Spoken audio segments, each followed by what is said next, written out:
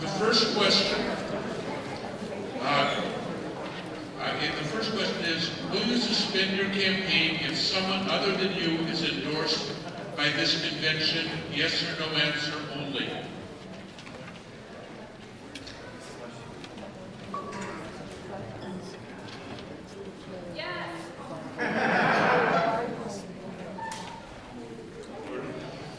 Okay.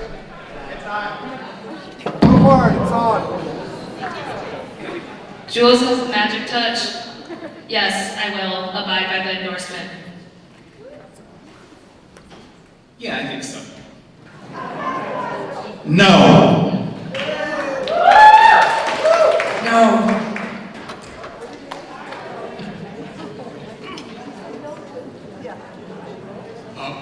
Please, it's time to hear the candidates, not the delegates, so try and keep your responses quiet just delays things.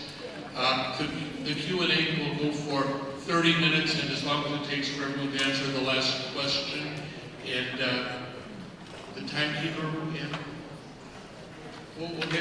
I want you to keep track of the 1 minute per candidate. And okay, you got it? Okay. Second question.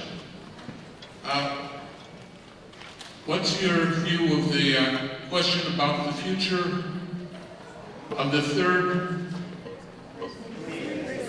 precinct? My view on the question of the third precinct. I think we will have a police station in precinct 3. From my understanding, business owners would like it to be on Lake Street. Majority of the business owners that I've heard from. During the multiple conversations that the city organized, I did hear a substantial emotional majority of people say that they would prefer 26. I myself like the idea of the station integrated with the community on Lake Street. So my view is we need to have a third precinct in the geography that is served by the third precinct. It's been 3 years. The police that work out of the third precinct are working out of a 20-year-old dilapidated building in downtown. They are not able to respond to our community in a timely manner, so we do need a third precinct. I think the location is up to the community and what makes sense. I know there's been great community feedback, and I had the honor of attending and participating in those forums to hear the voices of our community speak about this. And I think we also need to take into account the cost. I know one location would be substantially cheaper, and as a city that is constrained by budget, we will need to make the choice that also makes the most sense for what we can afford. As a business owner on East Lake Street, I've always questioned the location at a vibrant corner like Minnehaha and Lake Street. A government building like that does not really enhance the commerce and the economic viability of the corridor or that hub. And so I don't think we benefit by putting it, at least for businesses, it's not beneficial to have it go back in that location. When I looked at the 2 locations that were presented to us as residents, saw the location at 2600 Minnehaha, that one just made more sense to me, but that's my choice.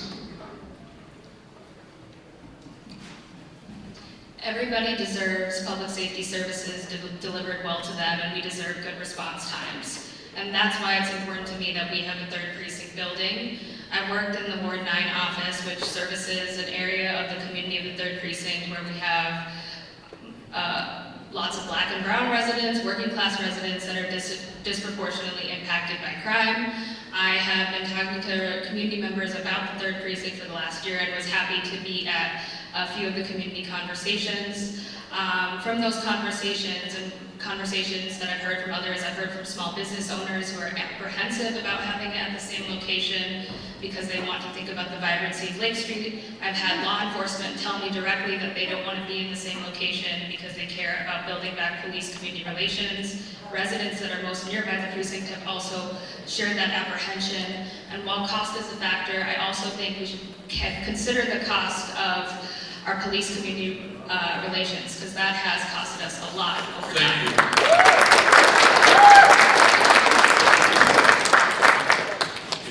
Pass the microphone down. Our next question is, what experience do you have that will help you deliver good service to constituents? Yeah, throughout my career, I have had the wonderful opportunity to engage with generous individuals across our community who want to support community organizations and being a strong steward of their investment in community. And I've done that through sitting down and listening and understanding where they're coming from and how I can help them achieve their charitable goals. More broadly, I'm a relationship builder. I seek to sit down and understand, work with people, whether I agree with them or not, and always start from points of agreement so that we can come up with strong solutions. Was that a question? I didn't hear it. Was it about constituent services? Is that?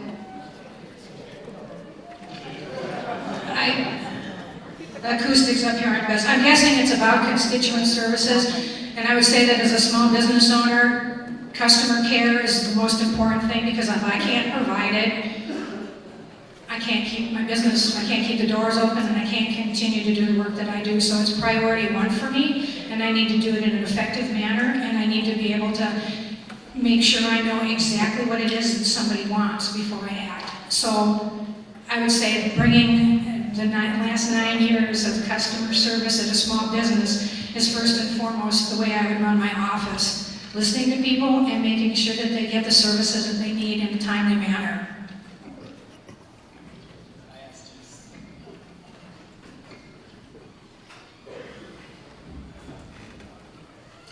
So I first got my training in constituent services in Senator Carrie Dietzig's office. She's now the majority leader, so I would say that's a good training ground. For me, it's really important that we make our city government more accessible to people that are really invisible to systems that are supposed to serve us. Being on the ground, showing up on the doors when it's not an election year, being in your neighborhood, joining neighborhood associations, writing up thoughtful newsletters that you can read, that are fun to read. And also, I have been doing constituent services for a long time, through the pandemic, through the murder of George Floyd.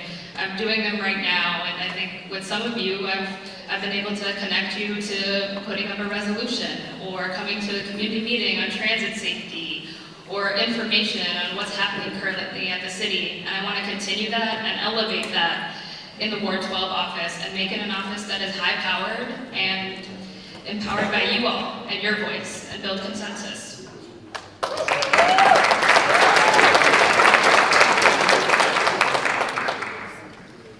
Thank you for the question. I think I got so emotionally involved earlier that I neglected to mention my professional experience. I am obviously an attorney by trade. I work currently in a nonprofit, or a nonprofit group that helps the business behind the scenes of cities, counties, and schools move forward. I've served as chair of the Gomez's Neighborhood Association, where we held frequent community meetings in order to engage with people, where we distributed information by direct mail, we engaged in digital canvassing, and how we were responsive to our communications. A great example is becoming a distribution hub, or second harvest heartland, and delivering food to those most in need. So it's not just about your ability to hear people and speak with people, but also how you execute on the feedback that you're receiving from community.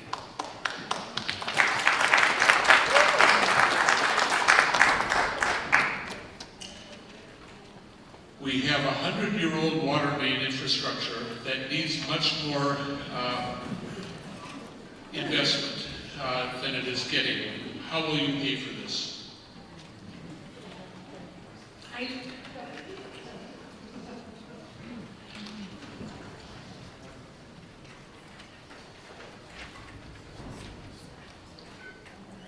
Oh, interesting. I think somebody else asked me this question. How a 100-year-old water main infrastructure that needs to be replaced, and how are we going to pay for it? I suppose we would probably have to start looking at what the fee is per gallon and look at that first and see if that's what needs to be raised, because we need to pay for it, and that would probably be maybe the most effective way to distribute that cost.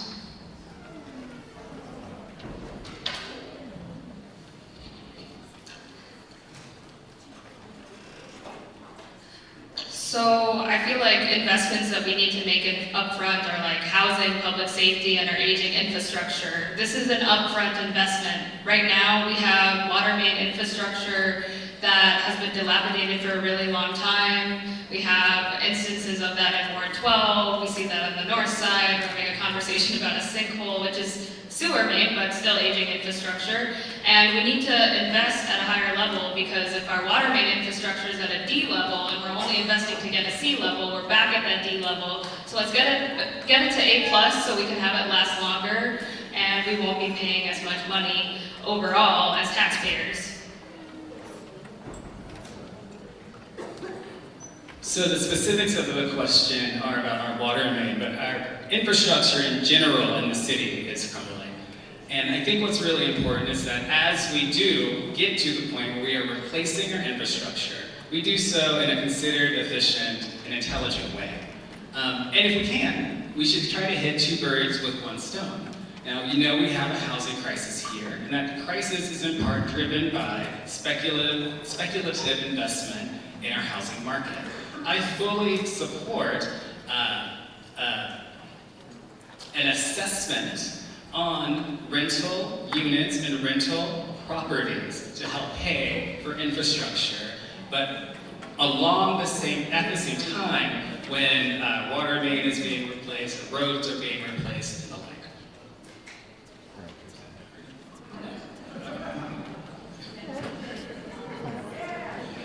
Yeah, this is a critical issue. As I said in my remarks, city government is where the rubber meets the road. It's where we actually have to get the basics done to, set us up to address the even bigger issues that we need to tackle as a community. And so how do we pay for water mains?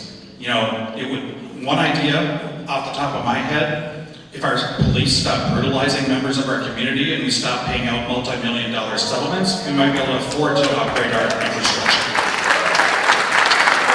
So I'd start with that, and I think I'm encouraged by the settlement agreement, because I think it's going to drive that down, and hopefully we don't see incidents of that happening, so those much needed dollars can be deployed. And I think we also have to look at this as critical before we can do anything else. So there are some nice to haves and there are must haves in our community, and I will be able to prioritize that on city council and make sure we're investing where we need to.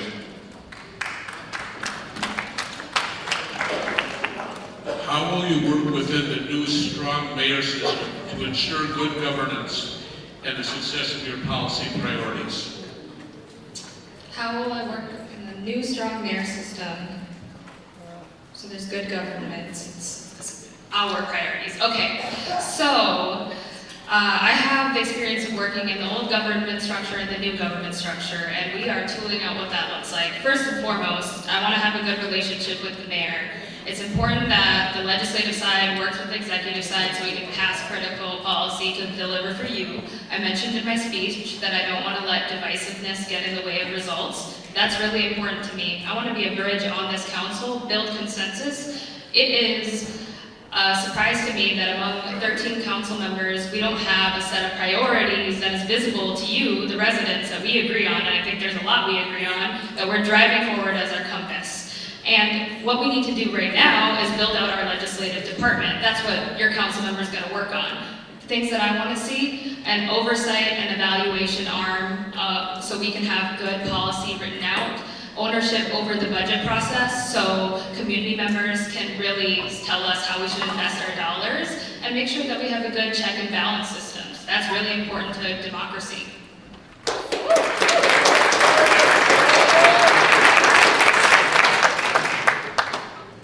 So as we've mentioned, I was chair of NINA. That's a consensus building group. It's chair of the Public Health Advisory Committee. That's, again, a consensus building group. It's about representing you and your interests, but also finding consensus with my colleagues and with the mayor. Now, I've spoken with the mayor. We agree on some issues, and we disagree on others, and that's just fine. I've spoken with other council members. We agree on some issues, and we disagree on others. But what's important to me, and what will be most important to me as your council person, is your voice, your priorities, and translating those priorities into actionable policy that can be passed through consensus and through a strong mayor system.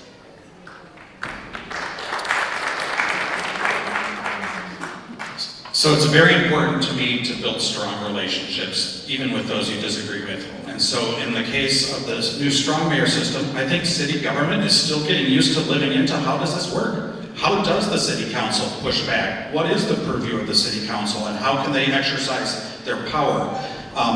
When it makes sense, we need to partner with the mayor. But when we need to push back on the mayor, we need to be willing to do that too.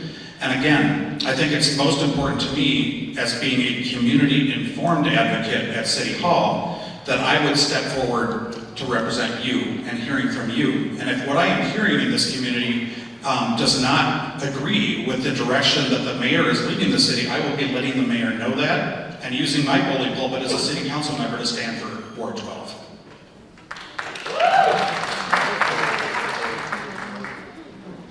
As I mentioned earlier, I talked about how important it is for people to work together, be able to negotiate, sometimes compromise, but to get to those points, you first have to identify problems, come up with the solutions that you want, and also, or come up with the goals that you're looking for, and different types of solutions to get to those points. And then you have to build your consensus to be able to do that. And I think it's even more important with a strong mayor system for your city council to be working together towards some of these goals. And that's what I plan on doing. Like I said, representing everybody in the ward, whether they vote for me, whether I align 100% with them, I still represent everybody. Thank you.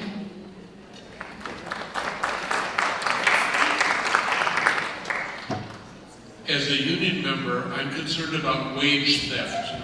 What would you do to address this issue? Wage theft is so insidious in our system. And I think one of the first things that we need to do, assuming it is my turn, I think that is really educate people on exactly what the most insidious forms of wage theft can look like. Because I think that, at least from my conversations, some people, particularly in the corporate world, who get promoted and then are asked to do 2 jobs until someone is hired to fill their previous position, and that person never comes. Well, that to me is wage theft. So let's make sure that we are defining wage theft in a way that is inclusive of not just hourly employees and that type of traditional thinking of wage theft, but in a way that's expanded and that includes everyone, and that's frankly more realistic. You know, as someone who comes from a family of union members, I have a unique perspective on this because I've seen my family members, the victims of wage theft in the union that they work in.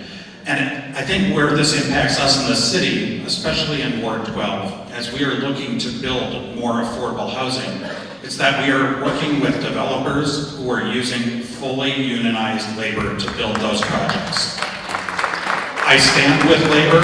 I'm seeking labor support in this race because they are the ones who are advocating for basic workers' rights, basic conditions, and hopefully will drive this horrible condition of wage theft out of our community altogether because of the sheer strength and numbers that we have as a community to stand up against it. It's unacceptable. We need it to stop.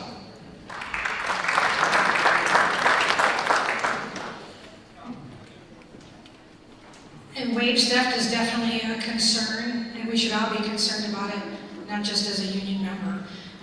Because, we have to figure out where exactly this is happening. And I think that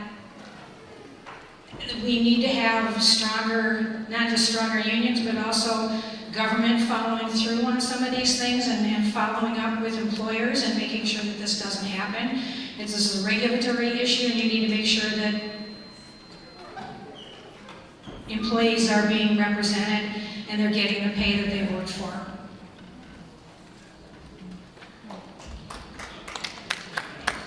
Yeah. As a labor-endorsed candidate supported by the Minneapolis Federation of Teachers and SEIU, this is a really important issue to me. As a former union member and as someone who was a mother before the state passed the wage theft law, protecting workers against wage theft, has experienced it. This is an issue that is near and dear to me. When I was first getting my start as a policy aide in the Ward 3 office, the wage theft protections ordinance was something that I got to work on, and so a priority of mine is making sure that we get to enforcement. That's where we're seeing the issue. That's where the people who are made most invisible in our community and documented residents are experiencing this. And so investing money into a labor standards board so we have enforcement around the wage theft ordinance, and then also ensuring that we are unionizing labor, ensuring that labor trafficking it doesn't happen, and that we can have a board to look towards that can help council members like myself, if elected, create policy to make this possible.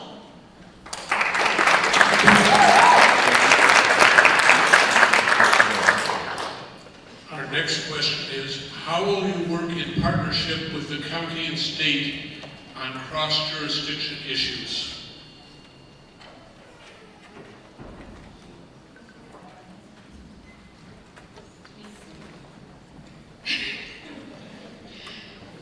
So my answer to this is, I'll start off by saying, in short, I have been doing this work specifically around homelessness. And an issue that we see is county, state, local government isn't talking to each other. Oftentimes we're duplicating efforts. Sometimes someone has a better program and we're not replicating it. And it's really important as a council member, the person that is about bringing all these people to you, to be able to sit down and bring these leaders in the community and talk about where we're falling short, whether it's addressing homelessness, whether it's safety on transit, whether it's coming together on affordable housing, money needed in our community. We need to be able to talk about where the gaps are and close them and figure out how we can coordinate better. I want to see a really strong coordination and strategy around how we reduce homelessness in the metro area. We need to treat transit safety like an emergency, and one that we don't just arrest people, but we find ways to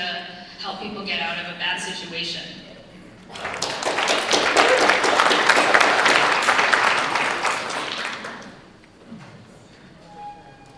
In both my professional life and service life, I've worked cross-jurisdictionally with partners, because what's important, especially when coming up on the stage, is that politicians, we come and go, but staff and policies are in place for a long, long time. They're permanent. Policies typically are permanent. And the best we can do to make it so our policies encourage our organizations to not operate in silos, but to interoperate with each other, to share data with each other, and to work together for the common good, the better we all become. Now, I work with organizations like the League of Minnesota Cities, like the Association of Minnesota Counties, like the Association of Superintendents, and one thing that they all have in common is that we are all here to serve. And I think as long as we leave with service, then we will get to a desired resolution that will benefit us.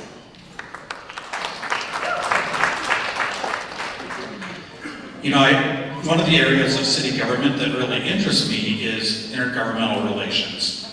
I just think that's such a key function of city council, and how do we work? And that really puts in place the framework to do that work across jurisdictions. My wife thinks I'm a policy wonk because I always use the word multi-jurisdictional when we go through Lake and Hiawatha, but that is the physical embodiment of multi-jurisdictional.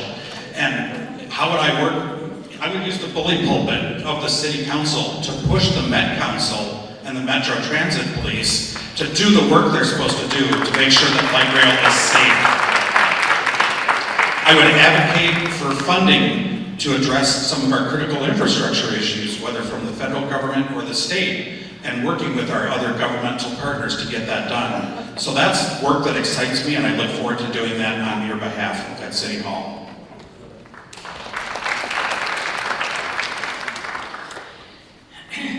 when you wind up calling a different agency or jurisdiction, the concern at the other end of the phone is that this call is just going to make more work for me. It's going to put more paper on my desk. And one of the things that you realize after you make enough of these phone calls and talk to people is that if you work collectively, you can create less work for everybody instead of more. And the more information that's shared and the more willingness there is to communicate at the different levels, you eventually realize that, yeah, we're able to work on these things effectively and solve problems, and we'll also identify problems before they become bigger. I live near 46th and Hiawatha, and that intersection is a perfect example of all these different tiers of government. And you call one office and they don't know that something else is happening. And so the more information you can collect, put together a working group, and you can do that for different parts of Ward 12, that's where the work gets easier.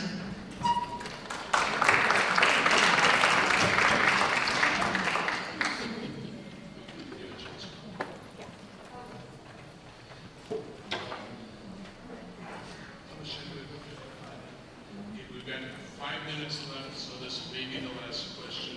There might be one more after that.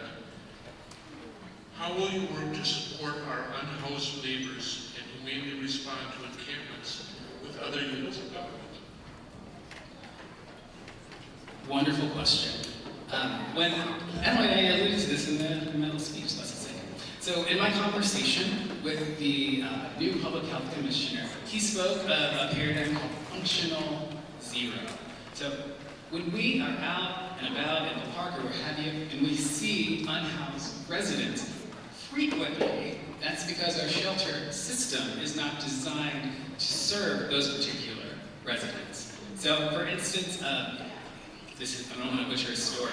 He went out, he spoke with someone, and she said, you know, I use drugs, I abuse substances, and I work nights. So in our shelter system, I'm not allowed to be there with my addiction.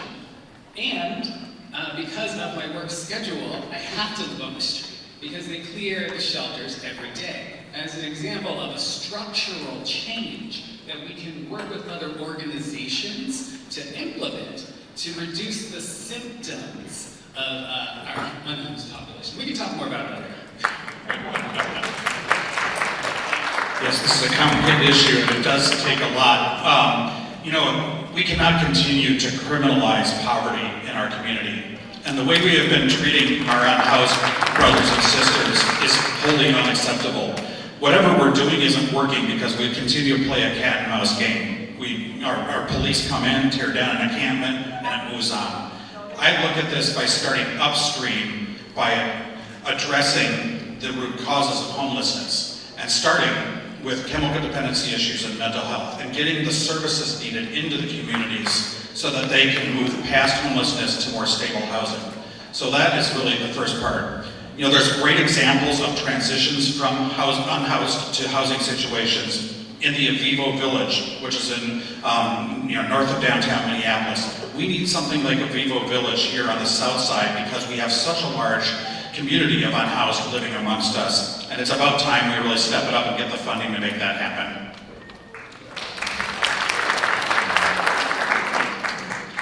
I know from personal experience how complicated the system is and how difficult it is to get the services and the necessary things to individuals.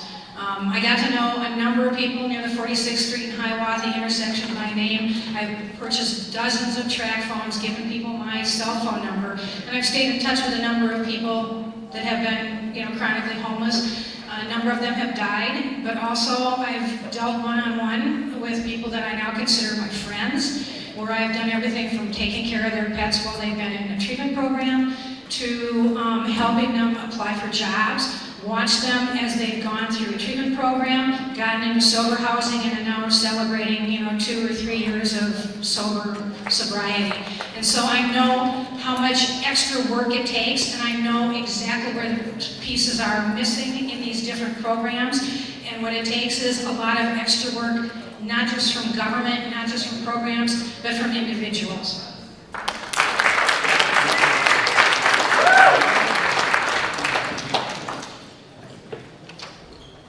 And had Hennepin County and Minneapolis, we're about a little bit over 450 people who are unhoused, and that is houseable. I am really optimistic that we can reduce the number of people who are houseless right now in Minneapolis and get to functional zero. I talk a lot about this issue because I'm currently working on it, and I've talked to a lot of you about it, so I'm going to try to go through this in some bullet points. So encampments, first up, we need to create a policy in place that gives us a response that isn't leading to these violent evictions that just create more encampments and leave people in a situation where they're being preyed upon and we're getting people to housing. Hennepin County has a model that works well, let's use that model. We need investments in the upstream, like public housing, deeply affordable, making sure that people don't fall into those situations. Critical infrastructure like a Vivo Village tiny homes, which I have been really privileged to push the conversation on at City Hall and a Vivo Village too. And then let's create a long-term strategy for the next 5-10 years on how we get to functional zero.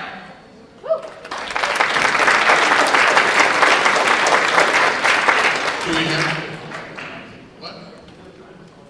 Okay, we've got time for one more question. Oh, I will note that our rules do not provide for a prayer time or prayer break, but the time for prayer will be in about 10 minutes, so if it concerns you, be aware.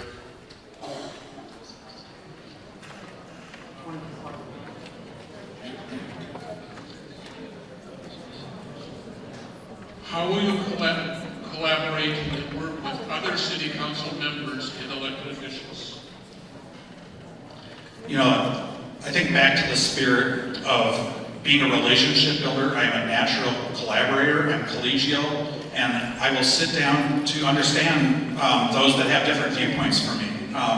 You know, one of the problems I think right now is that there's been too much divisiveness and gridlock at City Hall, and we need a city council that is willing to come together and work together to achieve the results that you all deserve. And so I would focus and prioritize my time on City Council by getting to know each and every one of the members on the City Council so that I have a strong working relationship and that I can sit down and say, here's what I'm hearing in my community, is this the same thing you're hearing in your community? How can we tackle this together, no matter where we sit on the ideological spectrum?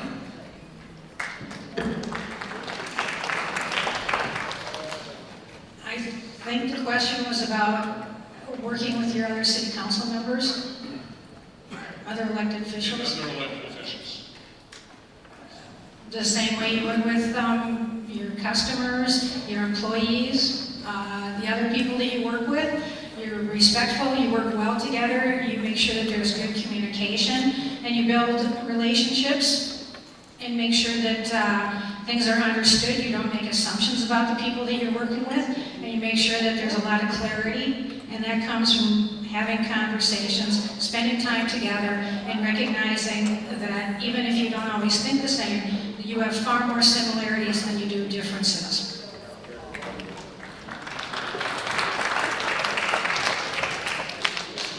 So yes, I'm a policy aide and a policy wonk, but I'm also a community organizer and I've worked in messy coalitions. And so if you, Ward 12 residents, want me to whip up support within those council offices, you can count on me doing it. I'm not afraid to do it. I'm proud to have worked in a council office where we were able to pass the most budget amendments with 13-0 votes. I think we can get more 13-0 votes driven from the Ward 12 office. And if you look at your literature, there's a whole bunch of smiling faces that you might recognize that represent you at all levels of government. Those are not just little stickers that are there to be endorsements without anything attached to it. Those are relationships that I have built over the last 8 years, trusted relationships where we might have disagreements, but we can find consensus. And it is my commitment to you that I will use those relationships at every chance that I can to leverage your voices as Ward 12 residents to get our priorities accomplished at City Hall.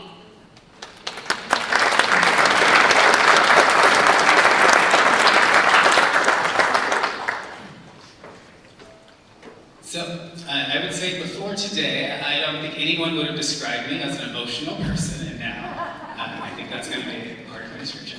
But no matter how emotional I may become on a particular issue, it is the data that will decide the decision. It is the data that will dictate the policy.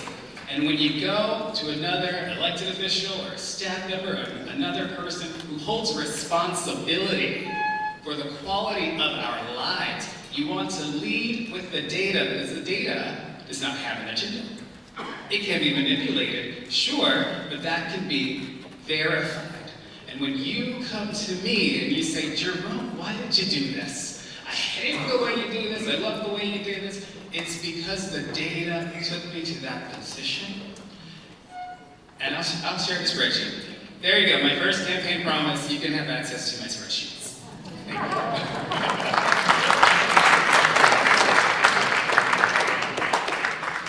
That concludes our Q&A period. I want to thank you all for participating and giving some Q&A to the good